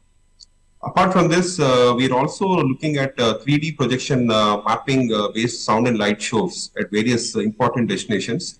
3 of the projects are already in pipeline. One is in Mahabalipuram on Arjuna's Penance, the other is on Thiruvallu's statue. And the third one is on the iconic National Art Gallery in Egmore Museum in Chennai. The religious circuit is not what Tamil Nadu is just all about. I mean, there's also a lot of potential with mountain tourism. You have beautiful destinations like Kodaikanal and Ooty. Which often gets confused with being in some other part of the country, but at the end of the day, it is Tamil Nadu. So what about that? How about developing those for tourists, for both foreign and domestic? See, Ooty and Kodaikanal are some of the most popular tourist destinations, both for the South Indian population and also for the North Indians.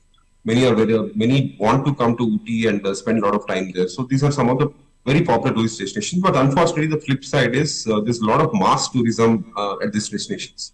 Especially if you come during peak season, getting into the destination, the entire place is completely blocked, and a lot of other issues which comes with mass tourism we are facing. So what we are doing from the state government as a strategy is we are trying to decongest these hill stations and trying to promote the lesser known destinations. One, in and around the popular destinations like Ooty and Kodaikanal, and 2, there are a lot of other hill stations in Tamil Nadu which are not that popular. So we want to popularize them, 1, by creating enough infrastructure, 2, creating other avenues of tourism, other segments of tourism, and then promote this. For example, 8 hill stations have been identified in Tamil Nadu to set up adventure and camping sites. So we want to promote adventure and camping in a big way. There is something called Yerkad, Yelagiri, Javadu. All these are very lesser known destinations, but very beautiful hill stations which have the potential to be promoted. Similarly, there are destinations like Pollachi, Valparai, Megamalai, which have beautiful plantations and tiger reserves and elephant reserves, and they are some of the best locations to go on a holiday. All these are still pristine and they still have a lot of potential to be developed, and we are very strategically identifying such locations, creating infrastructure there, and also developing. In fact, Swadesh Darshan 2.0, which is the central government's flagship scheme, have identified Mahabalipuram and Nilgiris have 2 destinations in Tamil Nadu. And Nilgiris, a master plan is being prepared to decongest the entire destination and also to identify alternate destinations in Nilgiris to promote various other segments of tourism. For example, tea is very popular in a lot of tea plantations in Ooty. So we are coming up with the tea experience center, tea museum, and various other experiences related to tea. And we also have the Toda tribal culture in Nilgiri. So we are creating a Toda experience center there. So a lot of projects are in pipeline to promote hill tourism in Tamil Nadu, as I already mentioned. Okay, that's you should send us a list for sure so that we can visit some of these lesser known destinations. What about focusing on the beaches? Because one constant complaint that comes from the beaches of Tamil Nadu is that they're dirty. I mean, is there a cleanup project that's underway? Is there a plan to address this problem? I don't agree with you. It's not only Tamil Nadu, it's a universal problem. In fact, the speaker before you just mentioned that we need to have more clean destinations across the country. So cleanliness is something which we have to focus on a mission mode, not only in Tamil Nadu, but every other destination. So that has to be a mindset. There has to be a mindset change. There has to be a driven campaign, sustained campaign to change the mindset and behavior of the people who are coming there. Having said that, Tamil Nadu has a 1,100 kilometers long coastline. So we have tremendous potential for coastal tourism and promoting coastal tourism.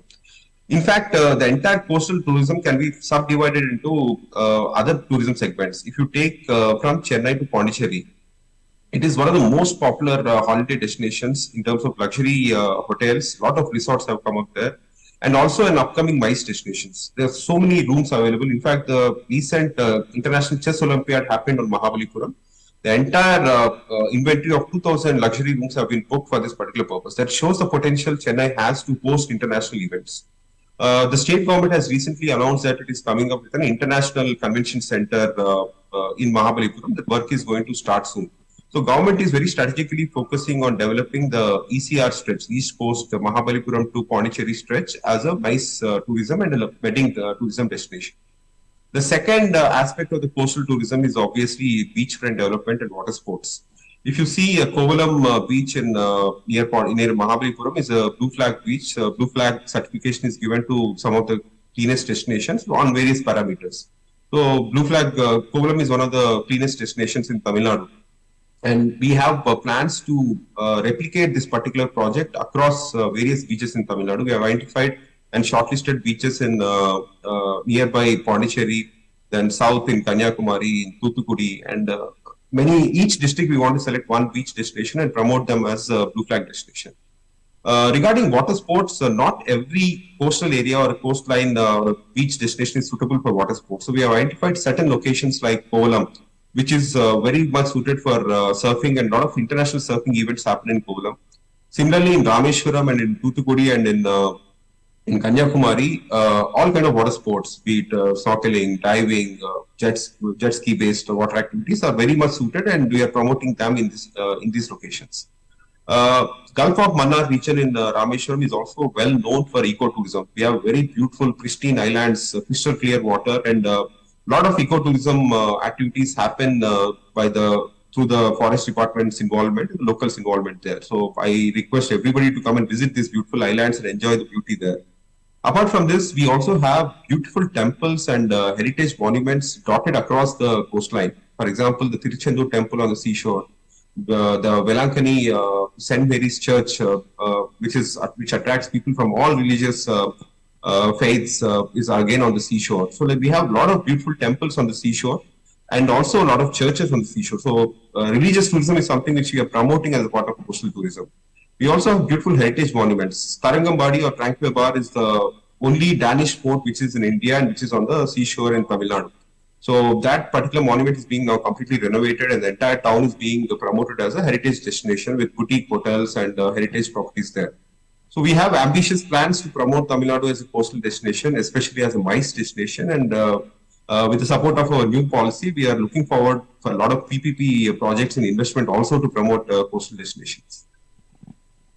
One of the key problems that any traveler always faces when you talk about going to whatever state it is, I mean, if it's not a metropolitan state, is public transport and end-to-end connectivity. So are there, because cabs are expensive, so are there plans to make ease of travel more accessible to, maybe a traveler who's backpacking instead of traveling with a family? I mean, a lot of younger adults now want to travel solo. So for them, do you have any specific plans in order to make all of these rare tourist destinations that you're speaking about more accessible? Tamil Nadu is one destination which has excellent connectivity, be it road, rail, or airport. We have 4 international airports in the state, and excellent road connectivity.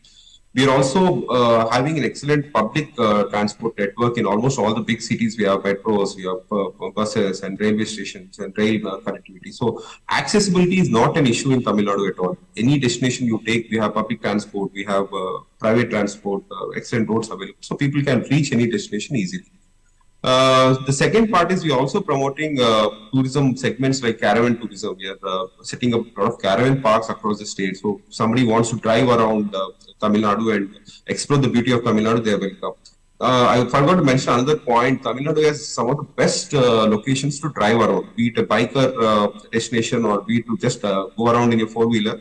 We have beautiful hill stations. For example, the Kolli hill station has 70 hairpin bends and is voted as one of the most beautiful scenic drive, be it on a bike or on a four-wheeler. So we have such beautiful locations to drive around, and we also want to promote our state as a biker's destination or the driver's destination. So accessibility and connectivity is not a problem at all. Be it your own transport or be it public transport, we have various modes of connectivity to connect all the destinations. That's lovely. Enough of me asking you about problems. Why don't you tell us about some of the challenges you've faced as you've taken over TTDC? I mean, what are the key areas of focus that remain for you? See, from the tourism point of view, the focus is the same, to ensure that our tourist arrivals increase and we provide better and safe experience to all the travelers who are coming in. As the previous speaker was mentioning also, our numbers in terms of inbound tourists have not yet increased to the pre-COVID levels. So there's something which we are seriously working on, and we want a lot of tourists to come in. Tourism is one segment which supports employment, which contributes almost 6 to 7% of GDP, and there are a lot of benefits. I don't have to talk, it's a tourism conclave. So tourism, the government is giving a lot of priority to that, and we are trying to identify what new segments to promote, how do you attract a lot of inbound tourists and the domestic tourists also.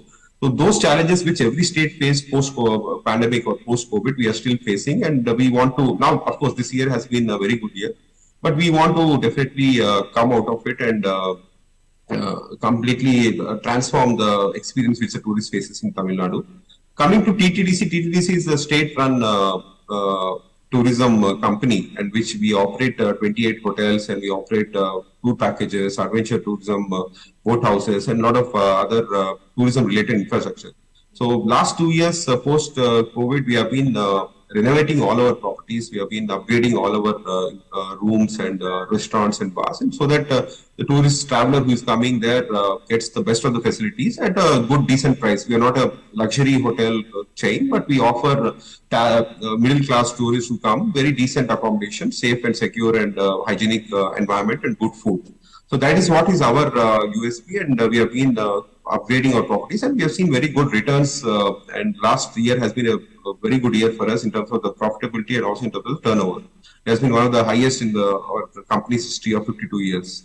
So we are very good. We are very happy with what post-pandemic the response has been, especially from the domestic tourists.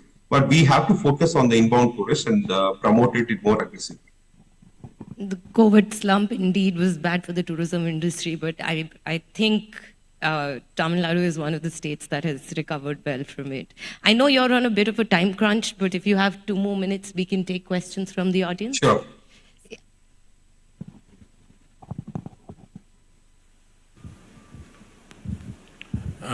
Good afternoon. This is Dr. Chef Rajiv Goyal. Since you were talking about the inbound tourism arrival,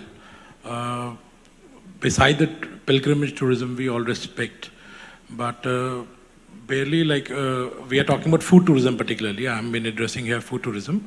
Kodaikanal people barely know about famous for the chocolates. It's the only destination in India which is famous for the chocolates. Belgium do not grow cacao, but they are known for chocolates. I was in Belgium last year. Everybody was asking me, get me a chocolate, get me a chocolate. Where they don't grow cacao. And here in India, we grow beautiful cacao, and we have one of the finest chocolates in Kodaikanal. So are you planning something innovative that we can develop the destination as, something like a chocolate hub for India, or something which attracts global audience for coming there for chocolates? Because that is what sustainable thing too, because we are growing there and we are producing chocolates there. Cacao has been grown in the region. So something sensible, like calling it more of a sustainable approach to develop as a food tourism destination, Kodaikanal. Are you in track of that? Yeah, thank you for that wonderful suggestion. In fact, not only Kodaikanal, even Ooty has some of the excellent chocolates. There are a lot of startups which have come and which are doing excellently well in Ooty and Kodaikanal in selling the local homegrown or homemade chocolates. As a destination, as Tamil Nadu, we are again, gastro-tourism or cuisine is one of our strengths. You take any region, we have some unique cuisine there. Of course, everybody knows Chettinad cuisine, but that's not the only cuisine we have. Every region of Tamil Nadu has something unique to offer. We are promoting Tamil Nadu as a gastro delight or a destination which offers various unique flavors, and people should come and explore the beauty of Tamil Nadu, not only in the sightseeing places, but also the food part. Madurai, we want to promote as a night market, night food market destination. It's called a city which never sleeps, Tungal Nagaram. So that particular destination we want to promote as a night food destination. Chettinad region, in fact, starting on 29th, there's a 3-day literary and food and cultural festival happening in Chettinad region of Tamil Nadu. We are also promoting all our other food products. We have recently done a campaign with History TV. We are doing a lot of other campaigns also to promote. So your suggestion is well taken. We'll also look into it on promoting Kodaikanal and other hill stations as a chocolate hub. That will be definitely a unique proposition to attract tourists. Thank you. We have one more question that side first. Good afternoon, and thank you so much for sharing the tourism insights of Tamil Nadu, a beautiful place. I represent a company called WTI Cabs as lead HR. I wanted to understand, is there any way that the cab industry or the car rental industry can get in touch with the tourism sector so that we can offer the services, as we have our fleet and we have our services professionals who are providing that? Sure, I'll share my details with the organizers there. You can please get in touch with us. We can always discuss on how to collaborate. That we can do. Can you give him the mic, please? My name is Sanjay Saigal and I own a company called Pride My Travel. There's a lot of passengers coming to Tamil Nadu and visit Mahabalipuram, Kanchipuram. And when they ask for a Tirupati temple visit, we don't have any options because only they have to go with the registration facility, and that's not available at the Tamil Nadu, where you can help us out in getting the slots of registration for temple. Sorry, I didn't get your question. There was some disturbance. Can you repeat, please? What registration are you talking about? The Tirupati temple registration. Are you people working with some Andhra government or with the Tamil Nadu government collaboration, doing with some registration part on the, because they come and visit, they want to visit Tirupati temple through Chennai also, and it is not at all possible to get the registration done. Okay, I'll answer this question. First of all, Tirupati, of course, as you know, it's in Andhra Pradesh. Second, we have a tie-up with TTD, Tirumala Tirupati Devasthanam. We operate daily package tours from Chennai. Every day 400 tickets are sold. These are called Seegra Darshanam tickets. We operate, we package that into a package tour, and we operate daily services from Chennai, mostly Chennai, and also from other major cities like Madurai and Coimbatore. So what you can do is you can come to our TTDC website. You can book the ticket in advance. It has to be done 7 days in advance as per the TTD guidelines and rules. Once you come here, you can combine your other packages with the TTD. We'll pick you up from here in the morning. It's a Volvo bus tour. You can come back and we'll drop you back in the night. So that's an excellent way of packaging your other tours with Tirupati tour. So for more details, you can contact me, or you can send an email. I'll ask my staff or executive to contact. Sorry, I'm not able to hear you. Mike?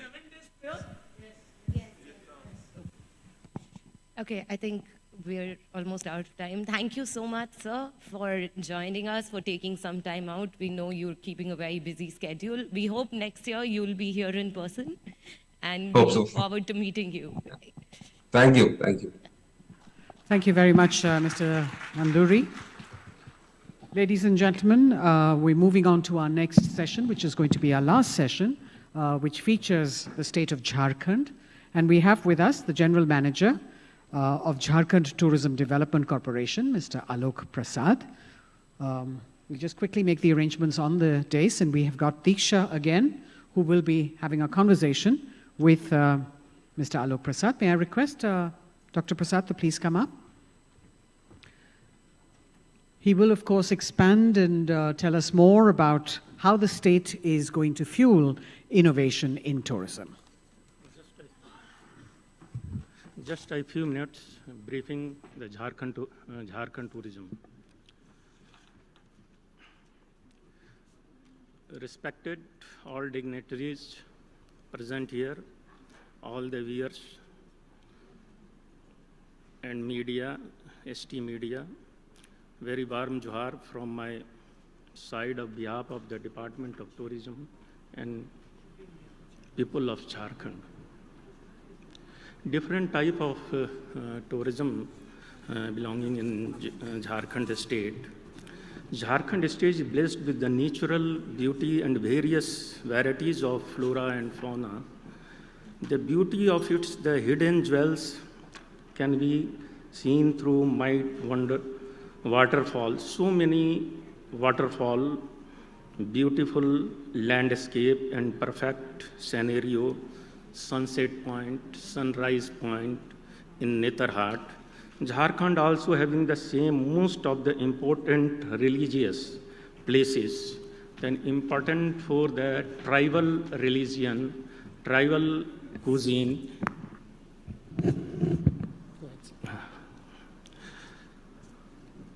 Government of India so high measure of the tourist destinations are being developed of better facilities for tourists. One of such as the scheme, the religious tourism for Prasad Yojana and general is Swadesh Yojana.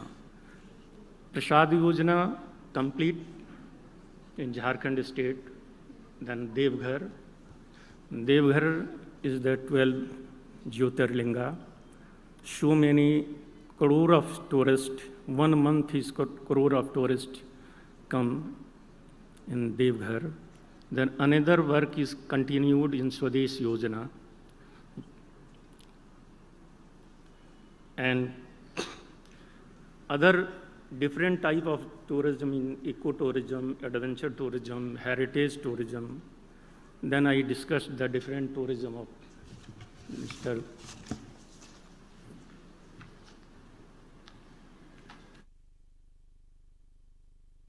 Thank you so much for that introduction, sir. My first question to you was going to be exactly about that.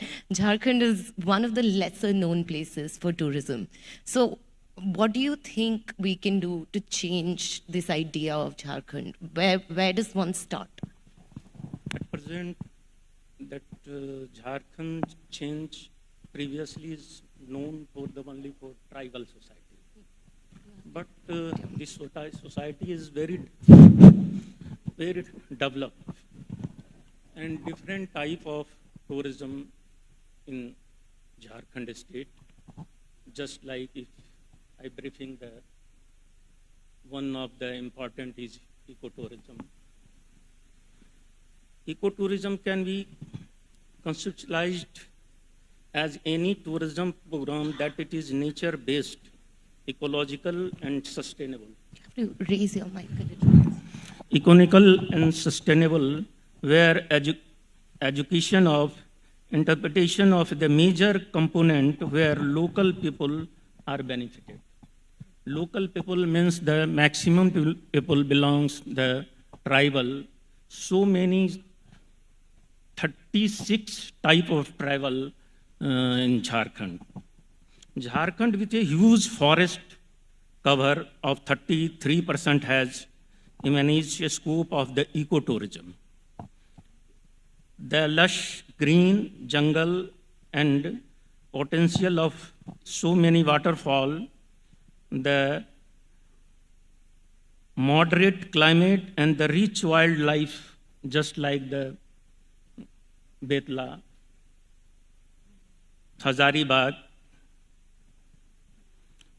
and makes in the ideal destination of developing ecotourism activities like forest trails, nature, walks, jungle, safari, trekking, rock climbing, etc.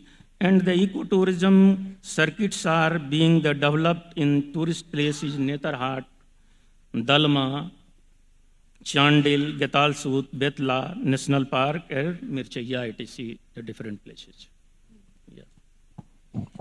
Even in terms of adventure tourism, there is a lot of potential that Jharkhand has, but it hasn't been popularized. Lot of potential in adventure tourism in Jharkhand. Jharkhand is gradually becoming a performed the destination of travel and adventure for its unique topography. There is the rich potential of adventure tourism, such as the trekking, campaigning in the state, Tirkut Pahar, the one is the important place, then ropeway is there, is one of the most existing tourist destination of Devghar, where you can enjoy trekking and ropeway. Khandoli Dam in Giridih is famous for water adventures sports. Netherhat is famous for campaigning the trekking. Lake Resort, Patratu is emerging a water sports hub for the Jharkhand tourism. Apart from the sum of waterfall in recent in nearby the Ranchi or Patratu. Patratu is one big developed the big destination of waterfall and lake. So many boats and different type of cruise, AC cruise in Jharkhand. What are some of the other areas that you're focusing on when it comes to tourism in Jharkhand? Yeah. What are some of the other areas that you're focusing on that might other be of area interest is the to heritage tourism. Then Jharkhand is famous for its rich heritage and ancient tribal culture. Jharkhand glorious past and the culture diversity make a potent a blend that attracts tourists each year to its heritage tourist attraction. The state is rich heritage is amply reflected in the various temples, monuments, and forests and forts that are be found in the Jharkhand. Some of the historic places of visit in Jharkhand and Navaratangad now is Secretary Tourism is briefing the Navaratangad Fort, Palamu Fort, Padma Forts, and different fort in the where you can visit the witness of architectural style of the design. So we have seen that places different type of the culture. So there are two key problems that at least I perceive, and I believe a lot of people will agree with me. One is the perception of lack of safety when you're traveling in Jharkhand. Okay, that and then, of course, like I asked our dear guest who joined from Tamil Nadu, infrastructure, connectivity, roads. Yeah, road is much better in comparison of the other state. So then connectivity is good, different places, tourist places, road and railway connectivity. Air connectivity is Ranchi, Jamshedpur, that new connectivity in Devghar. So many places, then train connectivity, all the tourist places. What about the perception of safety? That can a tourist go there and feel safe? I mean, at the end of the day. That time, this place safe for the tourist. There is no any hindrance. All places are safe for the tourist. Mic closer. You have to hold your mic a little closer. All places is safe for the tourist. Then one important is different type of religious places in Jharkhand. Just Buddhism, Jainism, Hinduism, all are places, very important places of Jharkhand. Jainism, one of the important place for the, not for India, in world. Just Giridih, Parasnath. Religious tourist is one of the most popular forms of the tourist in Jharkhand, as crores of pilgrims visit a number of shrines throughout the year. The state provides you the chance to spiritually revere yourself with the various historic temple and pilgrimage. There are many spiritual places where the devotees from the all cover of the country for the darshan around the year. One of such important places, the Vaidnath Dham, known as Devghar, temple, 12 Jyotirling of the Lord Shiva. There is 1 month-long Shravani Mela held very of the year in the Devghar. All devotees are the India and abroad comes to the darshan. Baskinath temple, 45 kilometers away from Devghar, having the similar significance of the Badnath Dham. Apart from the above, Chinmastika temple of Rajrappa and Jain Parasnath temple, Giridi, Jagannath temple in Ranchi, which built in the similar lines of Jagannath temple of Puri. Devri Mandir are same of the most important religious tourist places of Jharkhand, where lakh tourist devotees attend every year. Okay, of course. I mean, religious and spiritual tourism in Jharkhand has been talked about, but there are other aspects as well. Like when you talk about museums in several parts of the state. Museum and so there are 12 museums in this state. 12% of the tourist places listed in the state top cities of Jharkhand, with popular museum are Ranchi, Jamshedpur, Hazaribagh,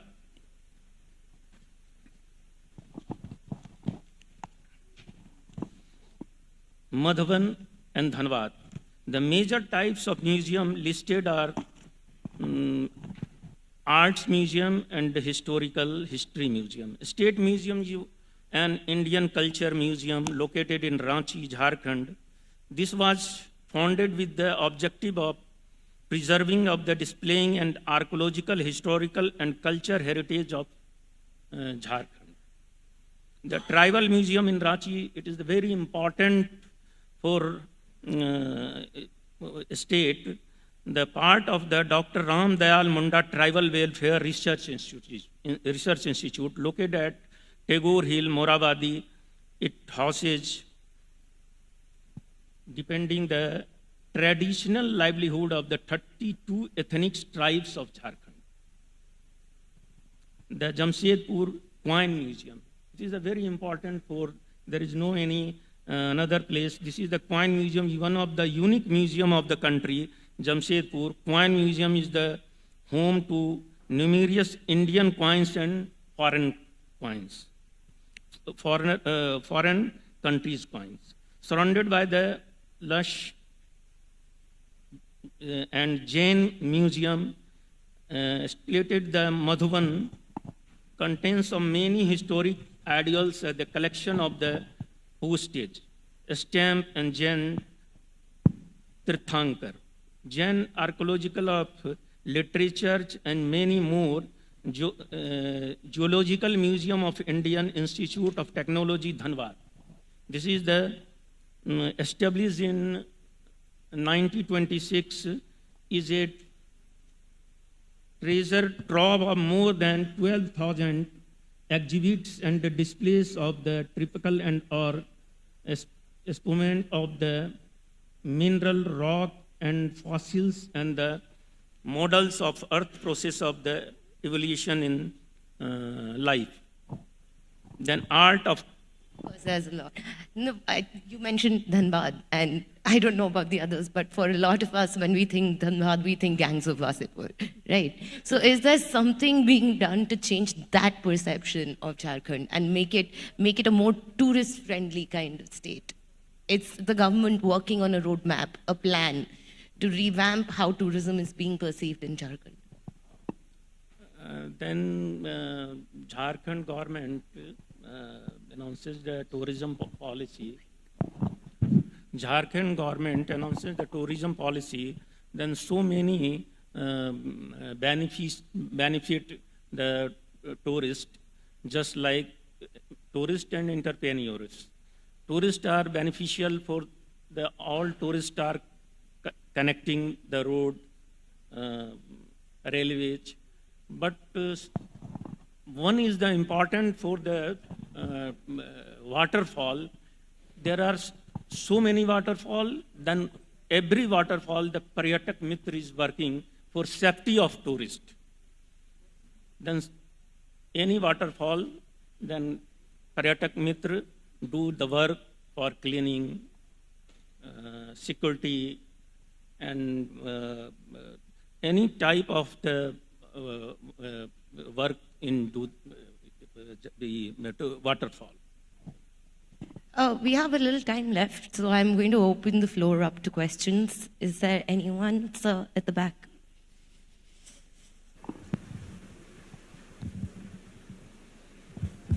Good afternoon, Dr. Alok. I'm Sandeep Shaw from a travel company in Delhi. I wanted to understand what is the policy in terms of public-private partnership with the Jharkhand tourism. We have all seen Kerala, Rajasthan, Madhya Pradesh, and even now UP tourism doing great guns. What is your intake for the public-private partnership? Actually, policy of Jharkhand tourism is private partnership. This is the annonces for 9021.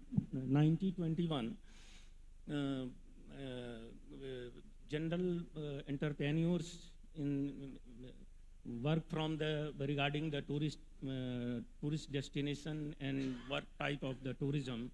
So government will help subsidy and another type of the land, availability of land and development work. Anyone else? Do we have any other questions from the audience? Thank you. Thank you so much for joining us, sir. That was very interesting. I hope a lot of people have put Jharkhand on their list to travel to now, at least I have. Thank you very much, Dr. Prasad. Thank you, Diksha, for anchoring that session. Ladies and gentlemen, it is my honor now to thank our partners who have extended support to us: Chhattisgarh government, Gujarat Tourism, Tamil Nadu Tourism, and of course, Jharkhand Tourism, IRCTC as well. Thank you for joining us this morning for the Hindustan Times Tourism Conclave. A special thank you to our speakers who, despite their busy schedules, were able to make it possible to attend, and also to Mr. Nanduri, who was able to join us virtually and share their valuable inputs and views. Please join us now for lunch, which is outside. Thank you very much.